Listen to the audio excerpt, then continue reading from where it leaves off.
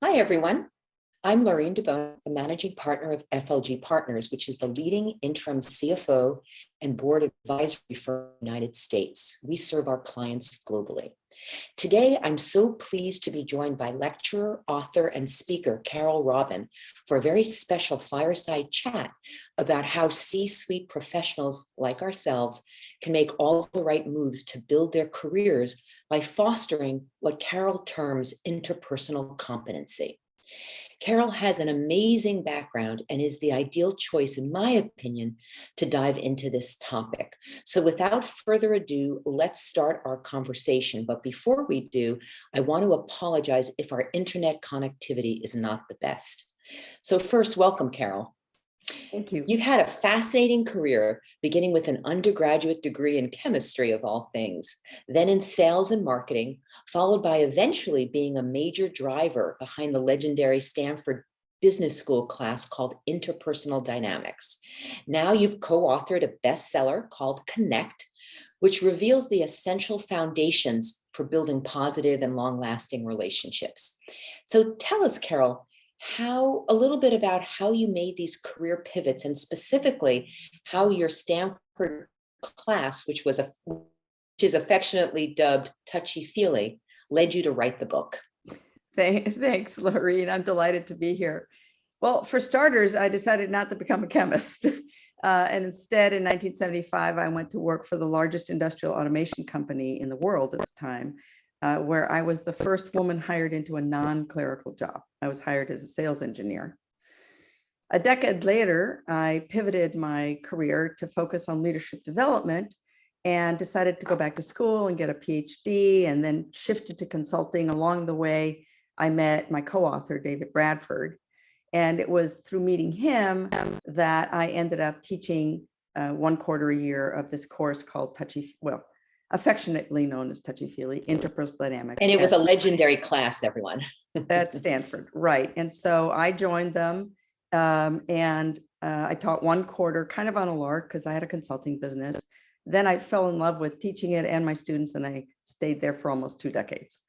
Now, one of the things that happened was that over the course of my career up until then, because I was not a career academic, I had learned how important and really what an unequivocal determinant of professional success as well as personal success being interpersonally competent was. And I was so happy to be able to share that with my students. And I think I had this unique ability to connect the dots for them precisely because I wasn't a career academic and I had come out of business. That's probably how I became known as the Queen of Touchy Feely.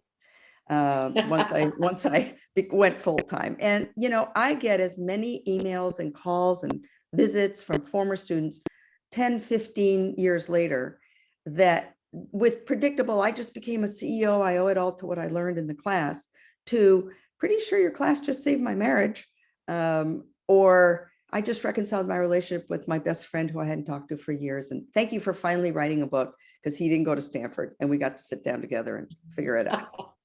So, you know, I think the class ended up becoming as legendary as you know that it was and still is the emphasis on experiential learning, which means that students learn by engaging with each other in real time.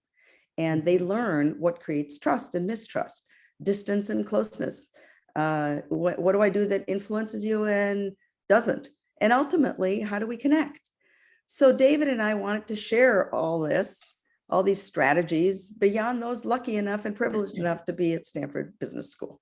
And so we decided to write a book because we believe that if a critical mass of people on this planet were armed with these competencies, we'd have not just healthier teams and organizations, we'd have healthier families and more functional schools and maybe even a more functional government when I dream big.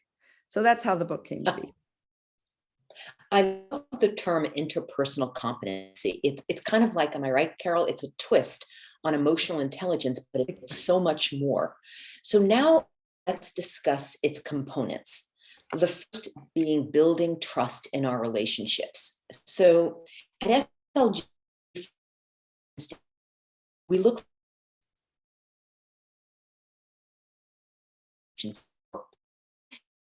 Oh, Laureen, I can't hear you. I suspect neither can your Financing audience. transactions, preparing for, oh, I'm so sorry.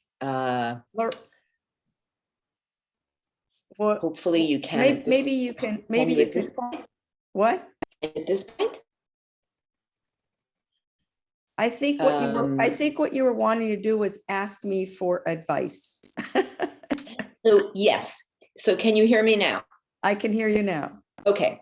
So what I was mentioning was that I wanted to talk about our first component of interpersonal competency, which is building trust in our relationships. And for instance, at FLG, we look for CFOs who are able to deal with really challenging and complex situations.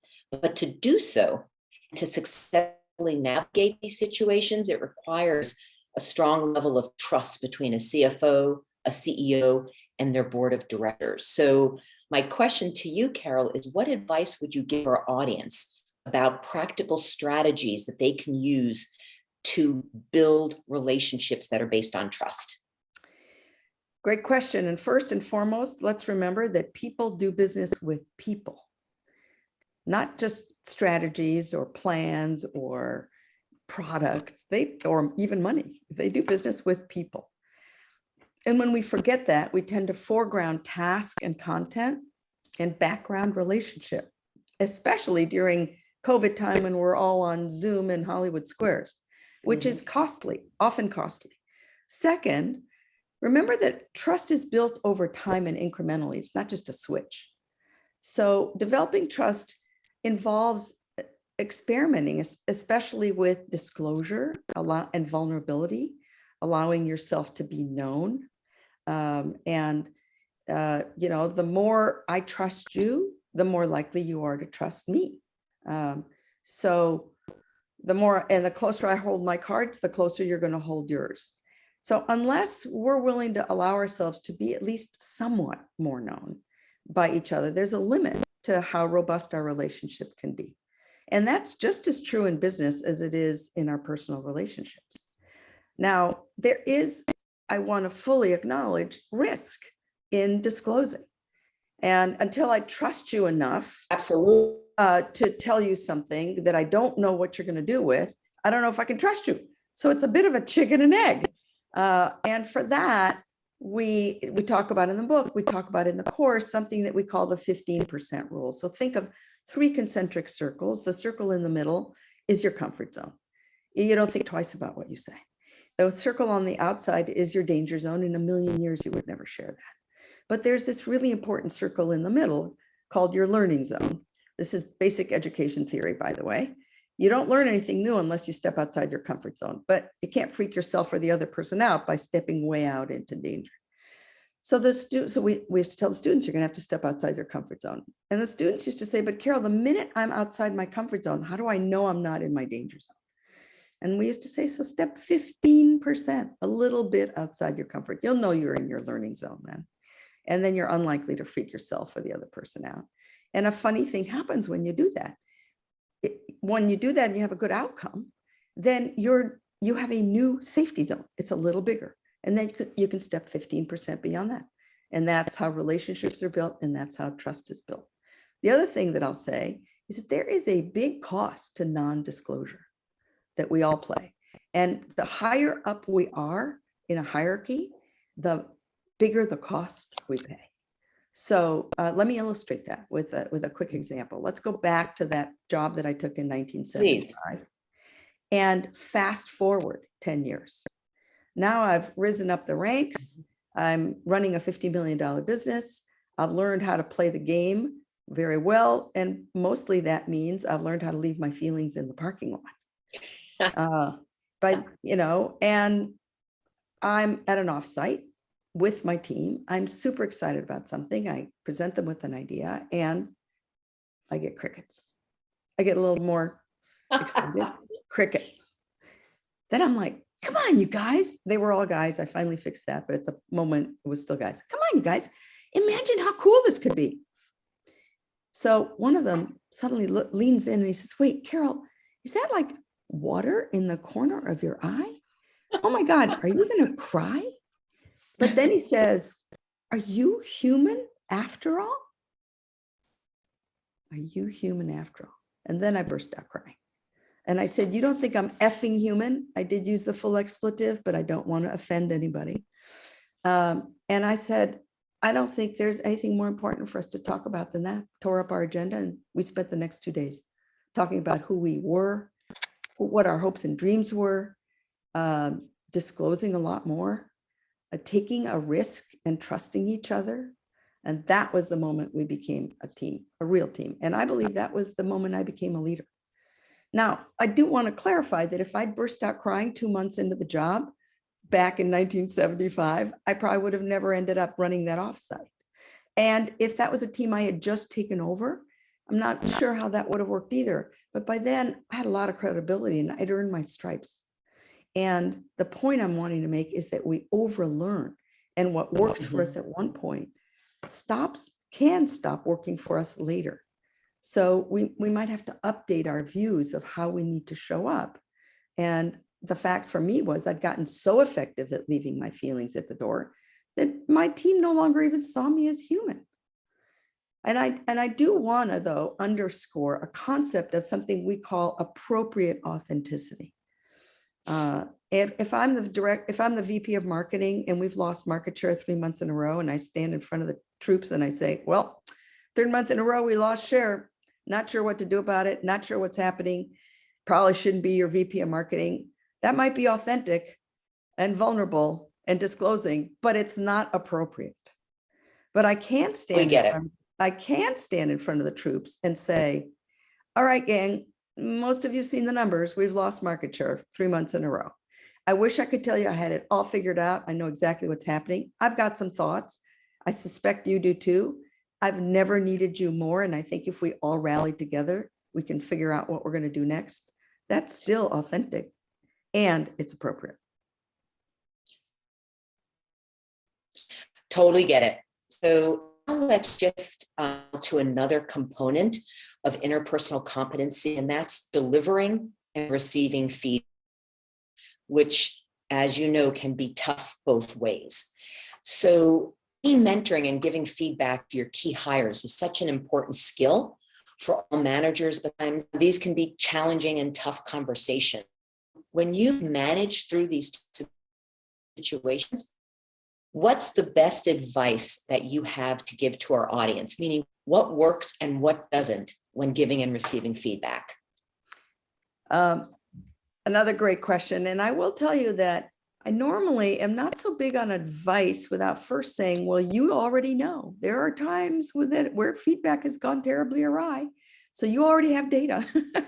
And there are times when it's gone a little better. So maybe some of what I'm talking about will resonate if you think about it in that context. So there's 5 things to remember if you're going to build your capacity to deliver feedback more effectively. The first is address pinches before crunches. When I do something that irritates you a little bit, say something before it's really making you furious.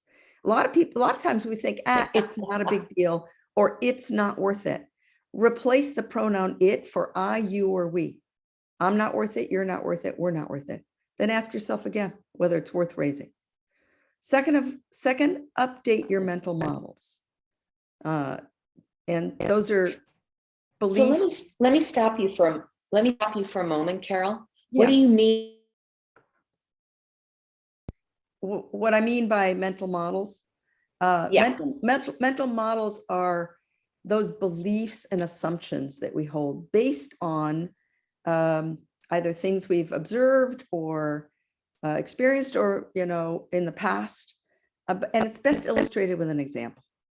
So when my son, who's now 34, was a junior in high school, he was going to go tour East Coast colleges because, God forbid, he should consider 2 of the world-class universities within a 50-mile radius of where we live. In any event, the plan was for my husband, Andy, to take him on this college tour. So Nick walks in one afternoon and he says to me, Mom, I can't go on that trip with Daddy. You have to find a way to take me. I said, well, I'm sorry, honey, I can't. Our spring breaks don't overlap, but what's going on? He says, oh my God, Mom, you know Daddy. He's like the Energizer Bunny. He's going to be at the front of every line asking a million questions. The other kids are going to think, oh my God, that poor kid, that's his father.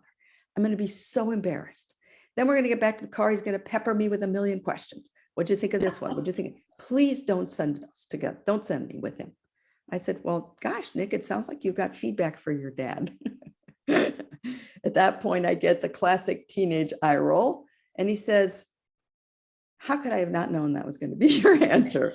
But then he says, Mom, but can you imagine how much that's going to hurt his feelings? And I said, what do you think is going to hurt his feelings more? For you to find some workaround and have him continue to do these things that drive you nuts, or to tell him? I get the second teenage eye roll, and then I get the, well, can you tell him? I said, no, honey, I'm sorry. Of course. That's just not how feedback works. And we both know it. So at dinner, Nick says to Andy, so Dad, Mom says I have to tell you something. It doesn't matter how you get into it, if you get into it. And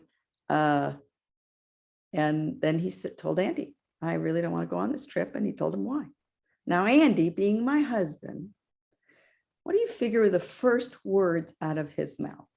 Well, I don't know Andy super well, but if it were I would either have apologized or probably cried.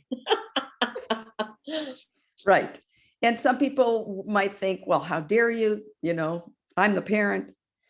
Actually, the first words out of Andy's mouth were, thank you. Wow. Thank you, Nick.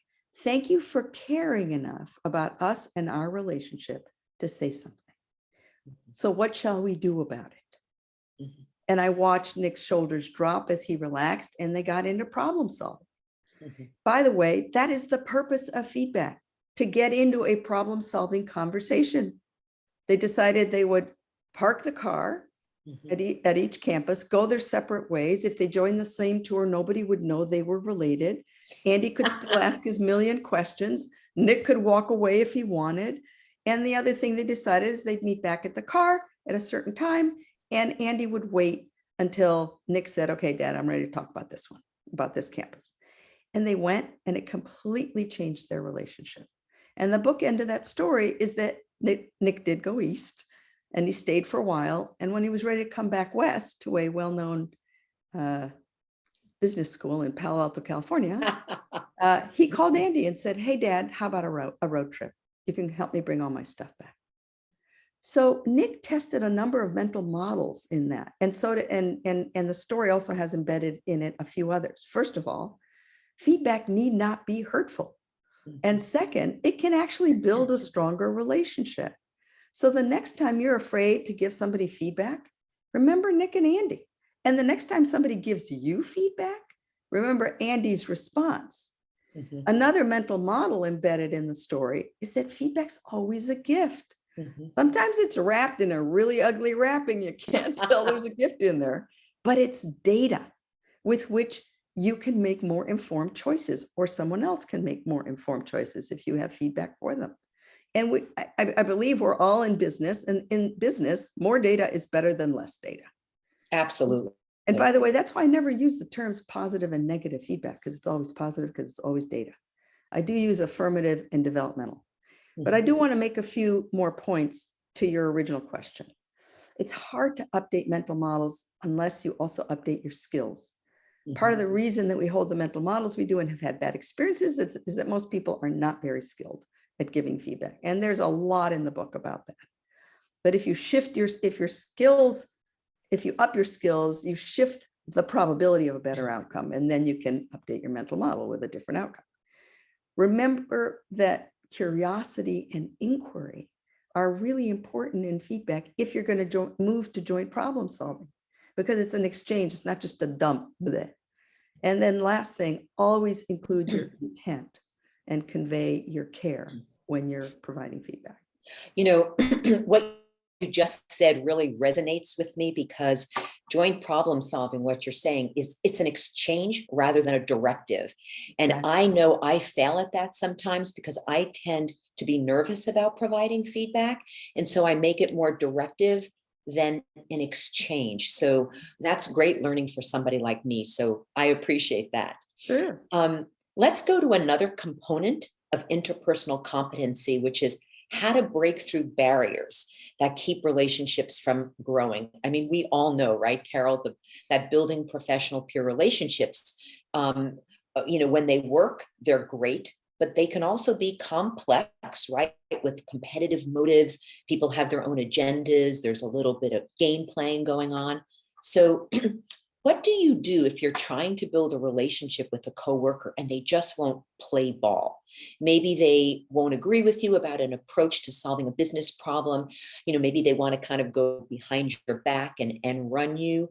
So how do you get around this to break through? So the first thing that I do is I try to get curious. Mhm. Like, what's going on for that person? Mhm. What's behind them making the choices they're making? And by the way, it's impossible to get curious without suspending judgment. Mhm. If I've already made up a story, and an ugly one, about you, it's very unlikely that I'm going to say anything that's going to influence you or draw you toward me. Totally right. So I Mhm. want to use questions to not only discover a little more about what's going on for them, but to speak to their interests. People don't change for your reasons, but they will change for theirs. So unless I understand their interests, I may not be able to influence them. Now, definitely challenging. And some of the same approaches that I just talked about with regard to feedback apply to starting a conversation. Hmm. So let's go back to one of the most fundamental skills in giving good feedback, which is very germane in this dilemma, is that in any exchange between two people, there are three realities. Hmm. Two of us, each of us only has access to two of them. So there's my intent. Why do I do something? There's what I do. That's the reality number two. That's the only one known to both of us. Mhm. And there's reality number three, which is the impact on you. So let's say that I suck all the oxygen out of the room every time we're in a meeting with a bunch of other people. I interrupt you. I don't let you finish your points. I make all the last points. Now that has an impact. My intent, by the way, you don't know what my intent is. So you make up a story. Oh, Carole just wants to dominate. Carole has to have the last word. Mhm. Carole wants to be seen as the know-it-all, the person who knows everything. By the way, maybe my intent is that I want to be heard and taken more seriously. You don't know. The problem is that when we talk about the impact on you, instead of saying, gosh, I'm frustrated that I can't say that you've interrupted me several times, you make up this story. That's where we go awry, because you assign intent to me and you don't know my intent. You assume. Exactly. You assume that all the reasons that I'm doing what I'm doing. So in fact, if you want to be effective in influencing me to show up differently, you can take me aside and say, hey, I don't know what's going on for you, but I do want you to know that when you interrupt, in that last meeting, you interrupted me 3 times, and there were 2 points that I was in the middle of making that I never got to finish making, and that you actually made. Mhm. And when you do that, I'm left feeling, that's why the course is called Touchy Feely. Mhm. I'm left feeling frustrated, irritated, less inclined to help you out. And I'm telling you that because I don't think that's actually what you want. Or I can say, what is your goal? I totally get it. And I think that this ability to persuade and influence is so critical to leadership. So learning how to do it, right, is so important. And the reciprocity. The book is full of examples and much more about it. But Totally get it. Now hang on. Let's remember though, that influence tends to be reciprocal. Yes. Research shows that the more open I am to you and your influence, the more likely you are to be open to mine. Totally agree. I totally agree. Those are great pieces of information for the audience to glean. So thank you for that.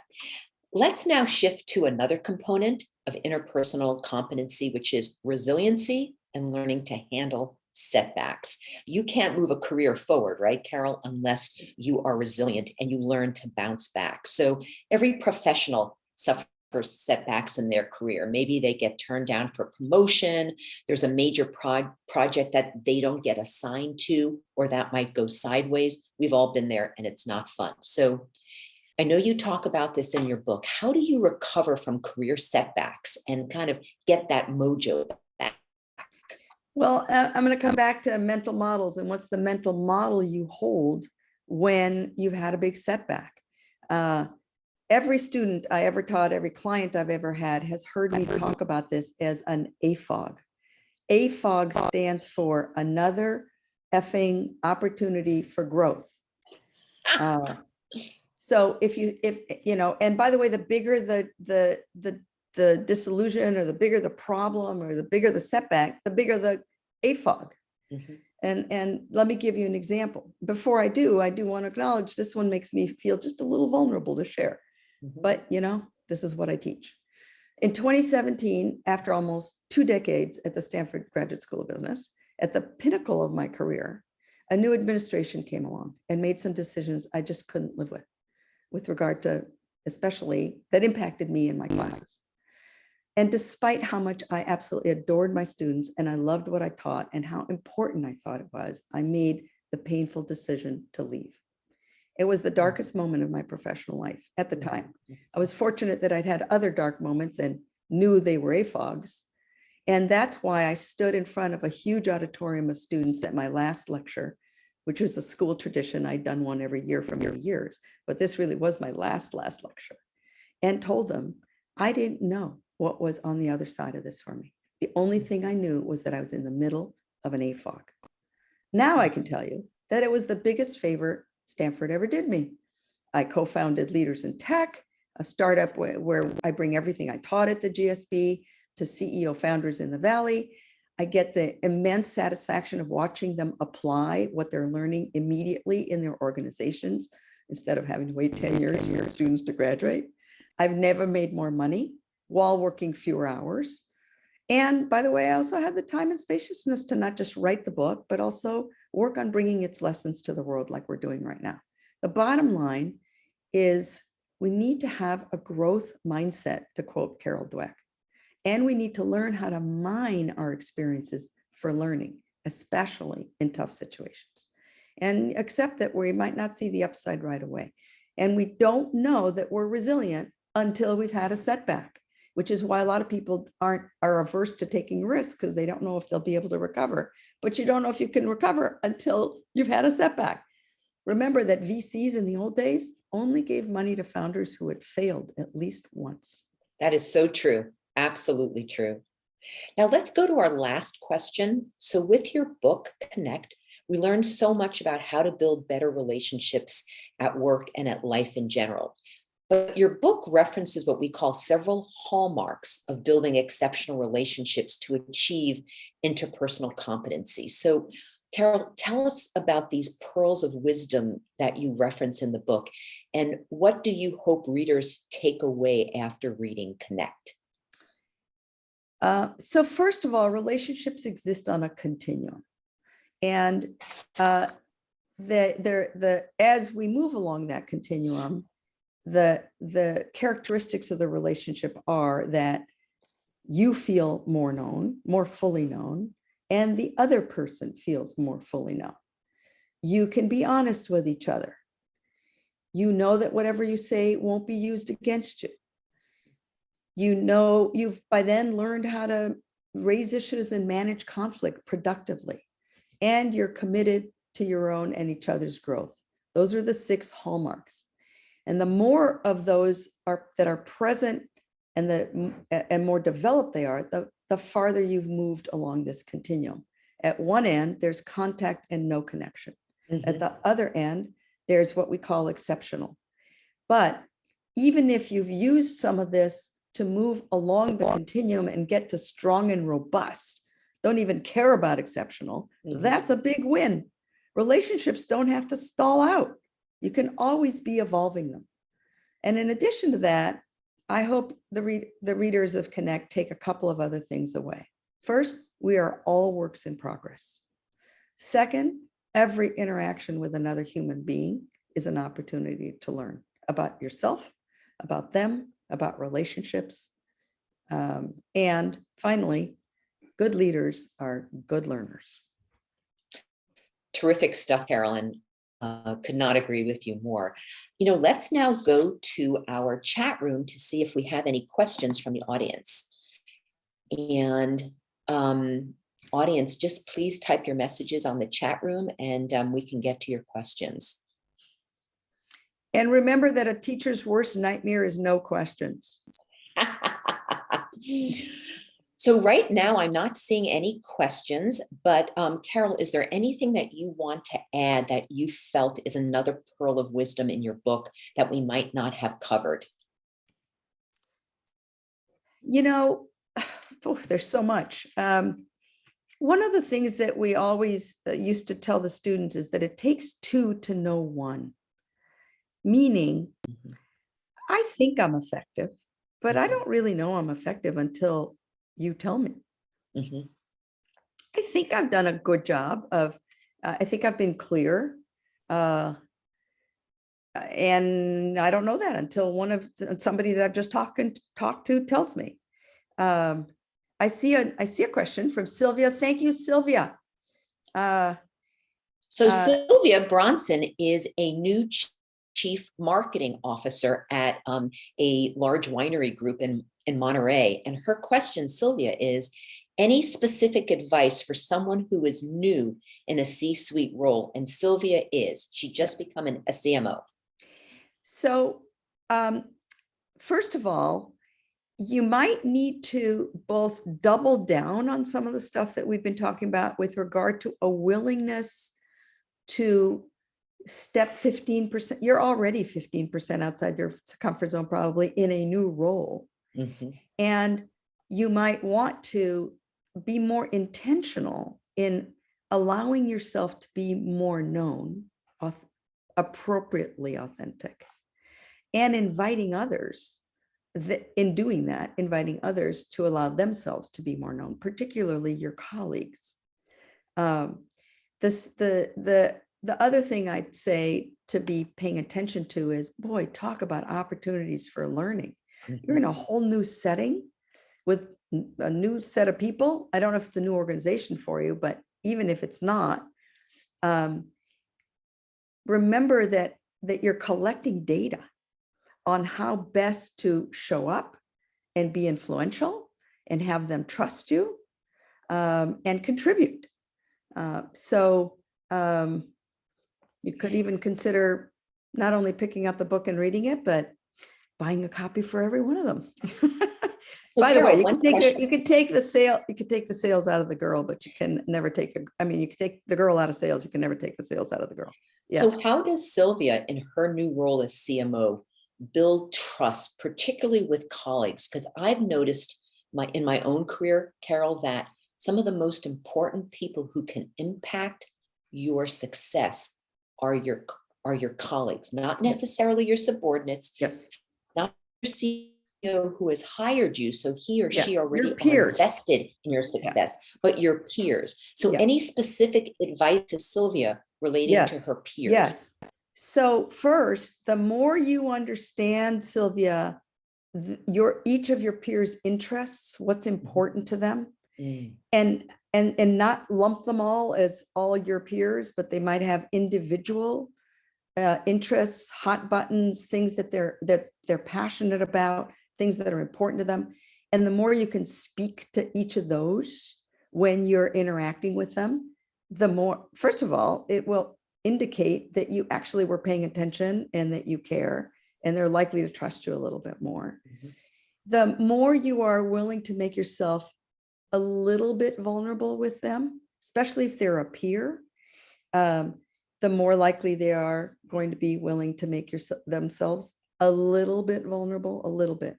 If I don't trust you enough to tell you anything about me, we're not going to discover we have anything in common. So you have to start with something. There's a chapter in the book between two colleagues. And it's actually, the book has 5 stories, the arc of 5 stories that it follows. And this one in particular is two colleagues who are peers and how they build a relationship over time. But it starts with, hey, let's have lunch. So what's, you might have to take some initiative, which in and of itself is a risk. And you might want to start with the person you think is going to be the easiest. That might be the first 15%, and then move on to the next person. So I think by contrast, I've seen a lot of people who join a C-suite, especially an existing group, err on the side of waiting to be invited. Listening. You might want to talk a little bit about that, because to your point, wait to be invited, observe, listen. Don't necessarily jump in right away. You don't have to prove yourself in the first picosecond. What you do have to, and also think about the 2 or 3 things people want to walk away with when they meet you and at the beginning of working with you. What are the 3 things you want them to know about you? That that you're a good listener might be one of them. That you are curious, genuinely curious, have suspended judgment, and are curious because you want to know how to best contribute to both them and the organization, and that you know what you're doing. And the third one is the trap, which is, if you get too caught up in proving everything the first 2 will disappear, and then you will not be interpersonally competent. I can't agree with you more. And if Sylvia is still on the line, one of the things that I've learned in my own experience when I joined boards of directors, I've served on 6 boards, and I do exactly what you tell us to do in your book, Connect, Carole, which is I try to stay back, listen, learn.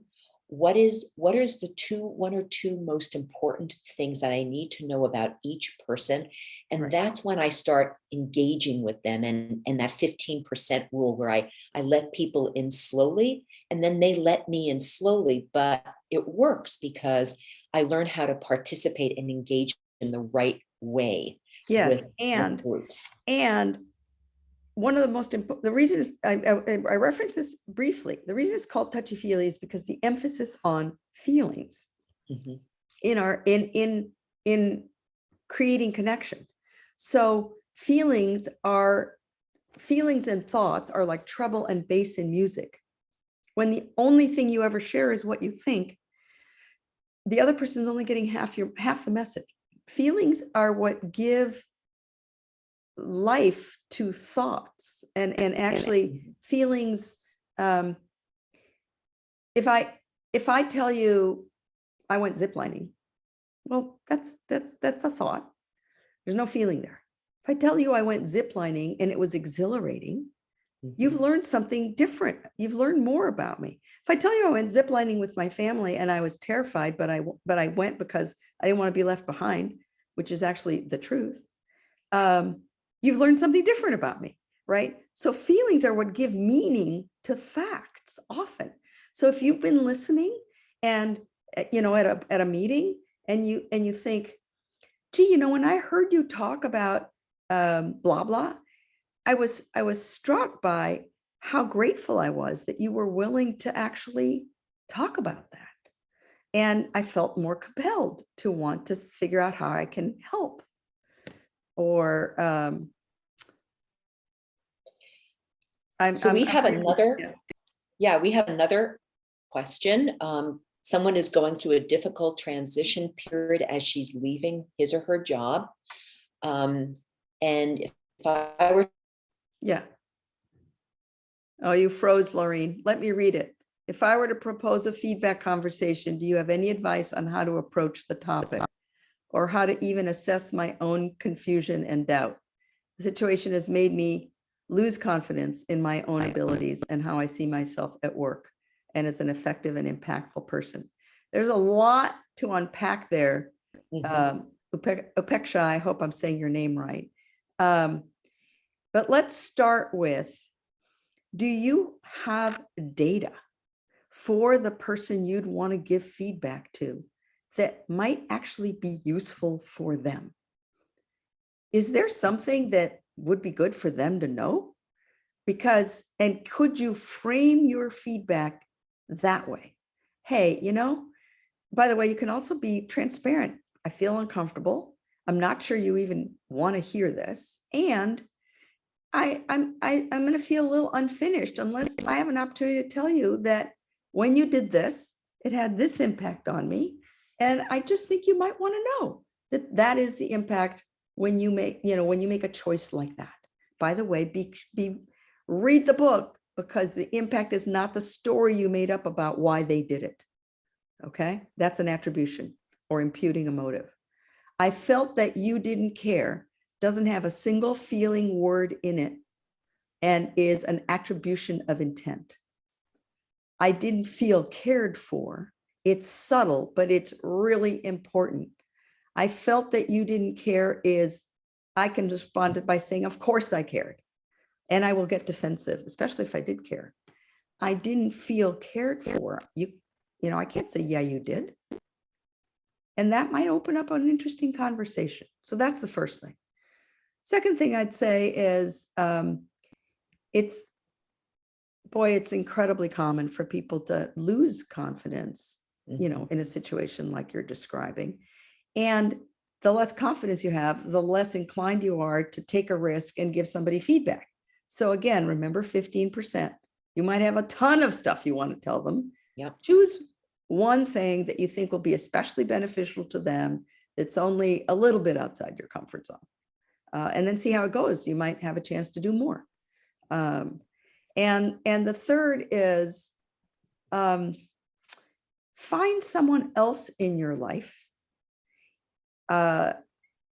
outside of this work situation, or maybe somebody in that same organization that you still have a good relationship with, and practice giving them feedback. In other words, put yourself in a situation where you can give feedback that's likely to make you feel more empowered, and as a way of regaining your mojo, to use Laureen's earlier words. That's great advice, Carole. It doesn't seem like we have any further questions from the audience. So with that, I'm just going to say thank you, everyone, for joining us. Thank you, Carole. Please go out, everyone, and buy her book, Connect. It's terrific, and I've learned a lot after 40 years in my career from that book. And one more thing. You can go to our book website, www.connectandrelate.com. Connect.com was already taken. Connectandrelate.com. And if you go there, you can download a free assessment that'll help you do a self-assessment on how interpersonally competent you are. You can give it to friends and colleagues and compare how they see you to how you see you. You can download a free guide on creating your own learning group and buy a few books for your team or some friends. So there's a bunch of resources there. Great tools for anyone. So thank you, everyone. And on behalf of FLG Partners, have a happy holiday. And next time our internet connection will be better. So thank you. Bye-bye. Thank you. Bye-bye.